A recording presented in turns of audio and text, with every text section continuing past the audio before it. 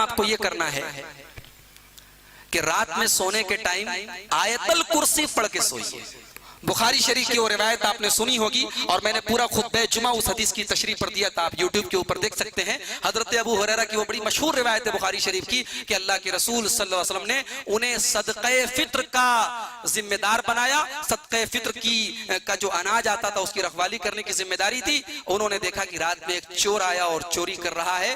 بڑی لمبی روایت، میں پوری روایت آپ کے سامنے نہیں پڑھ رہا ہوں۔ وہ شیطان تھا، جو چور آیا تھا وہ شیطان تھا، اور اللہ کے رسول صلی اللہ علیہ وسلم نے حضرت ابو ہریرہ کو بعد میں بتایا کہ وہ شیطان تھا۔ تو جو لگاتار تیسرے دن جب وہ شیطان آیا اور حضرت ابو ہریرہ نے اس کو پکڑا تو اس نے کہا کہ مجھے چھوڑ دو، میں تمہیں ایک فائدے کی چیز بتاؤں گا، میں ایسی چیز بتاؤں گا جس سے تمہیں فائدہ ہوگا۔ حضرت ابو ہریرہ نے کہا اچھا بتاؤ کیا بتاتے ہو؟ اس نے کہا کہ جب تم اپنے بستر پہ رات میں سونے کے لیے جاؤ تو آیت الکرسی فقرا آیت الکرسی پڑھ لیا کرو۔ جب تم آیت الکرسی پڑھ کے سو گے فلا یزال علیک من اللہ حافظ، تو رات بھر اللہ تبارک و تعالیٰ کی طرف سے حفاظت کرنے والا ایک فرشتہ تمہاری حفاظت کرے گا۔ ولا یقربک شیطان، اور شیطان تمہارے قریب نہیں آئے گا۔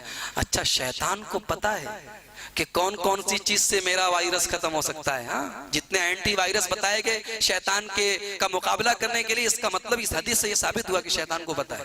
شیطان بتا رہا حضرت ابو ہریرہ کو کہ تم آیت الکرسی پڑھ کے سو جانا، رات بھر شیطان سے تم بچے رہو گے۔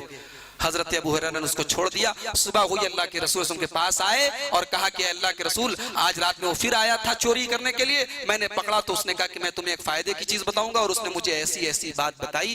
اللہ کے رسول صلی اللہ علیہ وسلم نے فرمایا کہ اے ابو ہریرہ صدقک وہو کذوب، ہے تو وہ شیطان، ہے تو وہ ایک نمبر کا جھوٹا، لیکن یہ بات جو اس نے تمہیں بتائی ہے سچی بات بتائی ہے۔ تو اس حدیث پاک سے پتہ چلا کہ رات میں سونے کے ٹائم آیت الکرسی پڑھ کے سونے سے شیطان سے حفاظت ہوتی ہے۔